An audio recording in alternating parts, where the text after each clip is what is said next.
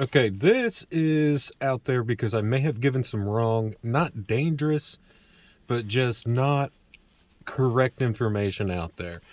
I am reloading for the 450 Bushmaster. I was using out of my Ruger All-American, chambered in the 450 Bushmaster, but what I'm using is the Shooter's World AR Plus, or the lovex D073-04 powder. Its burn rate is real comparable to accurate 20 to 30, I believe. It's real close. Now, I was starting off at 30 grains. 30 to 33 is really good in my 30-30.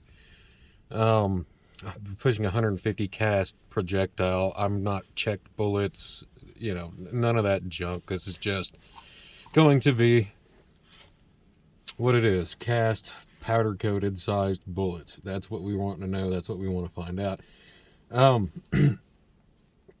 Now, we did some quick load on it, and it turns out 51.1 is what they're suggesting to run in around a 300 grain.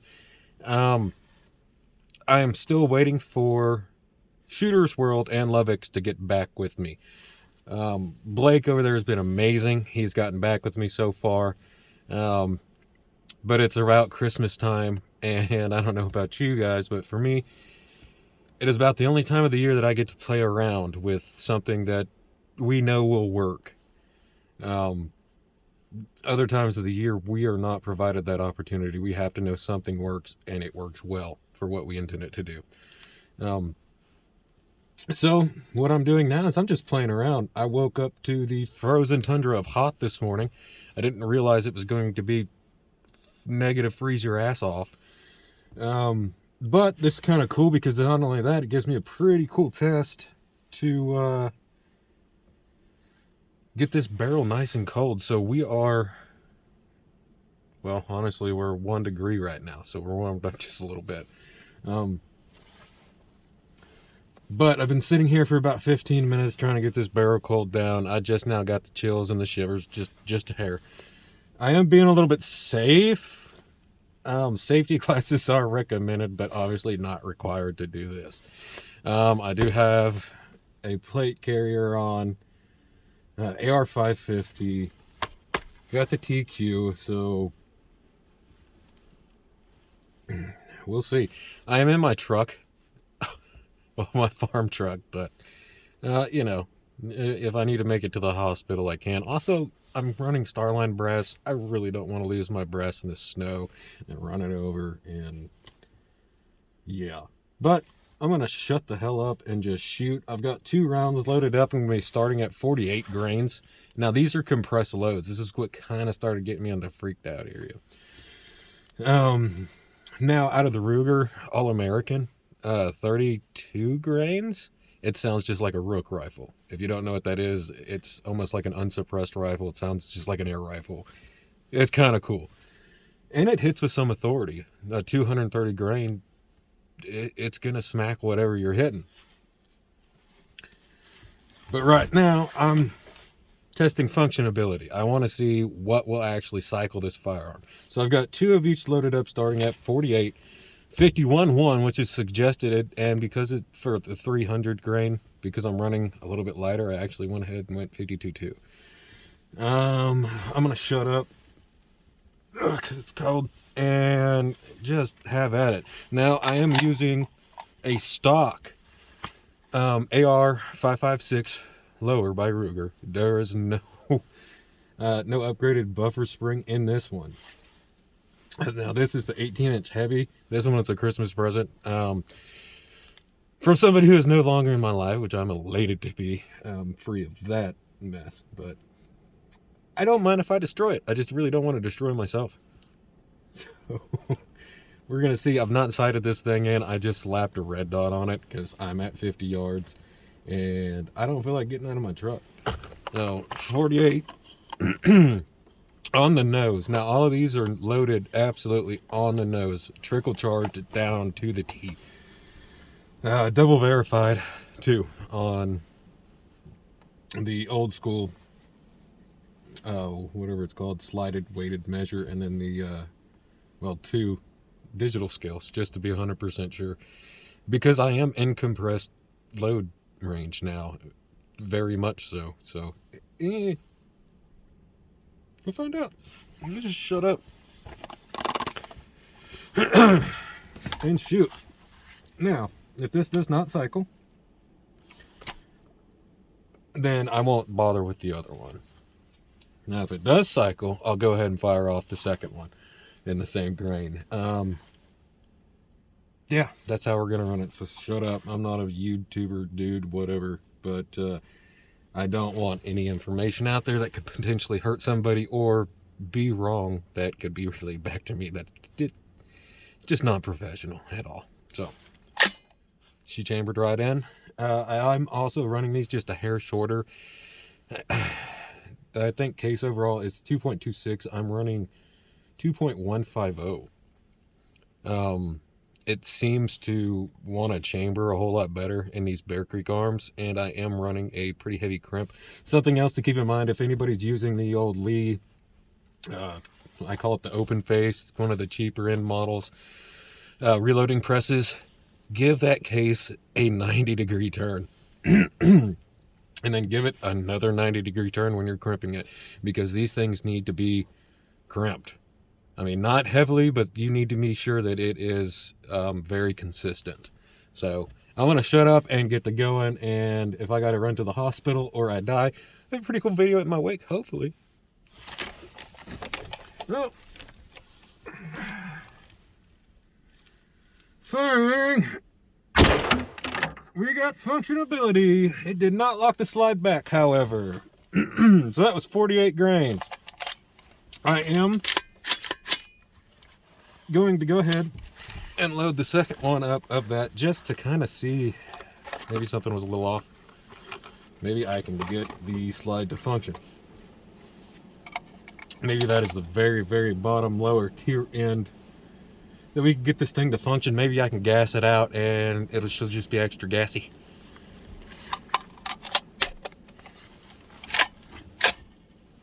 Sent home, and she is chambered like a... She's in there good. Target acquired. Safety. Now, functioned. Did not lock the slide back. So, we are going to step it up to the 51.1. That is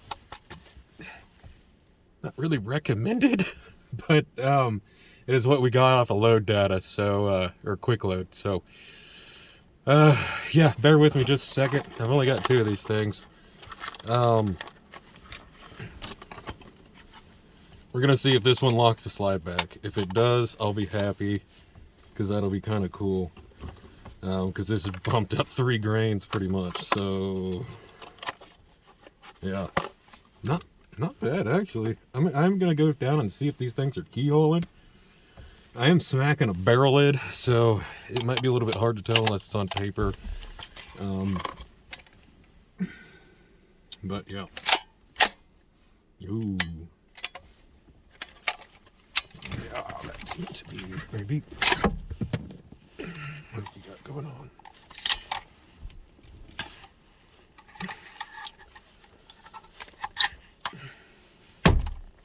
I'm gonna run this down here real quick just to be certain that nothing funky's going on.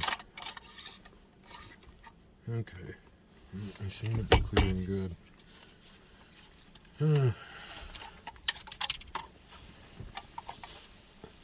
Safety first.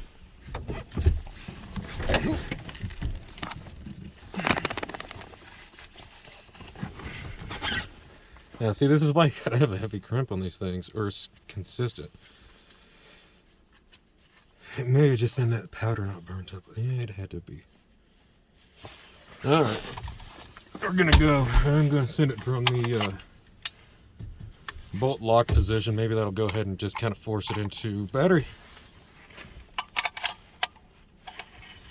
I know that the Hornady had an issue for a while with their ammunition because they didn't have the proper crimp. So let's see. I am going to try and close this from the from the bolt locked position, so we'll see if it actually chambers in. Yeah, she's snug. Okay, let's not die.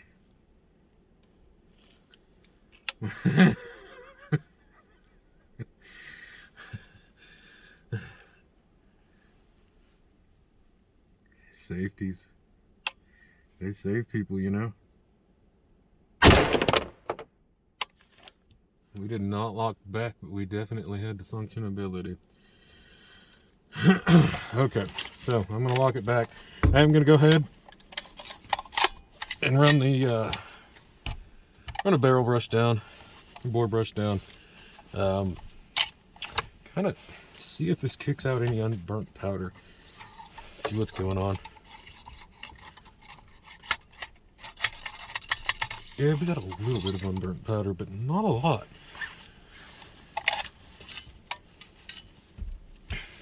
Okay.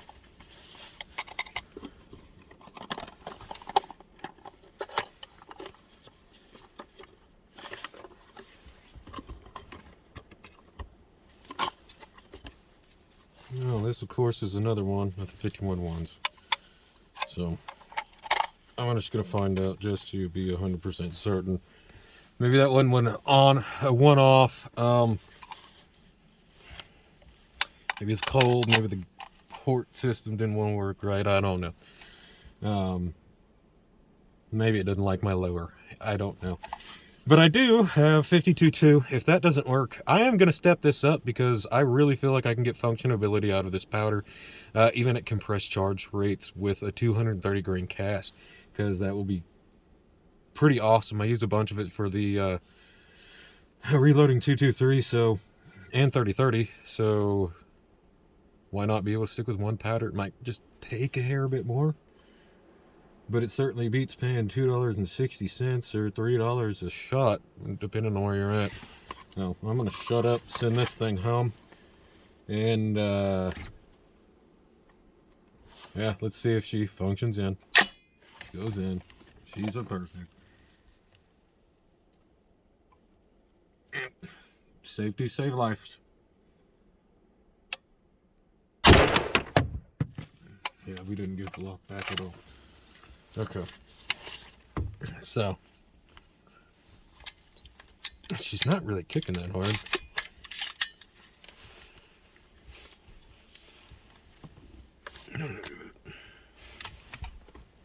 I'm just going to run this down every shot. It just goes. And pull the mag out. Let's see what, if any, powder is unburnt. I mean, a hair. You can kind of see it. There you go. Kind of reminds me of using shot shell powder in pistols. Like I like to use long shot, 5.5 grains. You can go to 5.8, but I do like to use 5.5 with 124 grain. It's got that nice pop to her. So this one is a 52.2. I hope this thing locks its slow back. If not, I'm just going to bump it up to 54, 56, and 58. I might find some safety glasses by then. Now, gosh, it is freaking cold. She's home.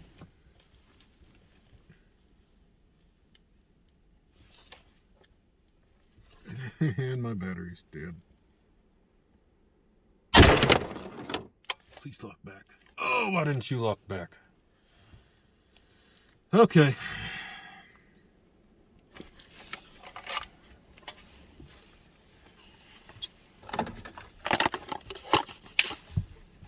She's just not gonna do it. I'm not gonna run the brush through this one. I'm gonna try and chamber it and see if it just make sure that the chamber is clear enough to go ahead and chamber one of these things. So slob style. No, see, that's the issue I'm running into.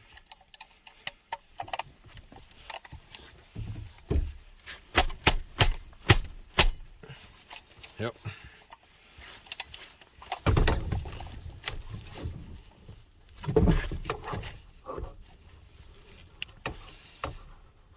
There we go. So it's not the crimp. I need to find an accurate burn rate for this powder then, isn't it? Let's see what we got out.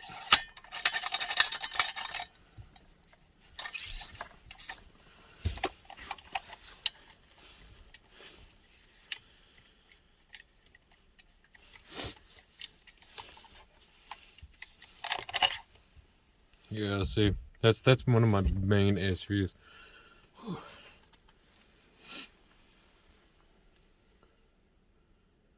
Since these things seat on that, on the chamber itself, so you're getting in this burnt powder, and it's not wanting to let it chamber in now. If I get the heavier spring to put in it, the red spring, that might solve an issue. However, it's not looking so great for that powder. At least not in a semi-auto, because I'm wondering how dirty my gas system is. I mean,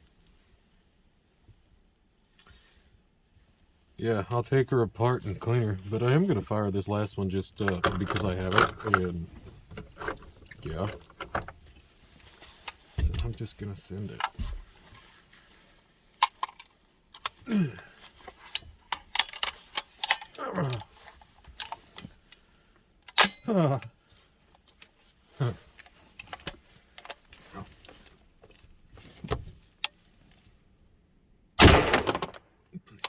Nah, she just won't lock back.